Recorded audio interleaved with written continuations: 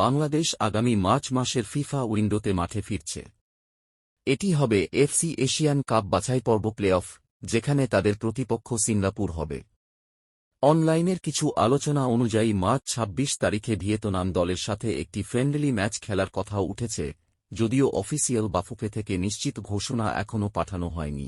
Safe championship ২০২৬, Bangladesh host. Tournament safe championship, পুরুষদের senior দল। বছর ২০২৬। হোস্ট দেশ বাংলাদেশ। ভেন্যু ঢাকা, বঙ্গবন্ধু জাতীয় স্টেডিয়াম, সম্ভাব্য অন্য স্টেডিয়াম। অংশগ্রহণকারী দল বাংলাদেশ, ভারত, পাকিস্তান, নেপাল, ভুটান, মালদ্বীপ, শ্রীলঙ্কা। প্রয়োজনে আমন্ত্রিত দলও থাকতে পারে। এটাই বাংলাদেশের জন্য সবচেয়ে বড় ফুটবল ইভেন্ট এই বছর। ঘরের মাঠ, নিজেদের দর্শক, একদম আলাদা চাপ, আলাদা সুযোগ। বাংলাদেশের ম্যাচগুলো কি রকম হবে?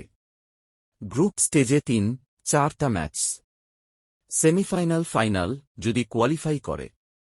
ভারতের বিপক্ষে ম্যাচটাই হবে সবচেয়ে হাই ভোল্টেজ। নতুন কোচ, প্রবাসী ফুটবলারদের পারফরম্যান্স নিয়ে বড় পরীক্ষা।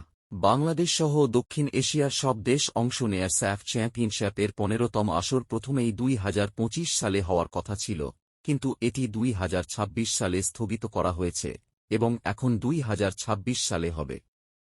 অর্থাৎ এবছর ২০২৫ ডিভিশন ২০২৬। এখনকার সময় কোনো স্যাফ মুখ্য টুর্নামেন্ট হচ্ছে না। পুরুষ দলের প্রধান স্যাফ চ্যাম্পিয়নশিপ এবার হচ্ছে না। পরবর্তী আসর ২০২৬-এ আয়োজন করা হবে, যেগুলো চলছে বা হবে। যদিও মূল স্যাফ চ্যাম্পিয়নশিপ পিছিয়ে গেছে, কিন্তু অন্যান্য স্যাফ সম্পর্কিত টুর্নামেন্ট আবার চলছে বা নির্ধারিত।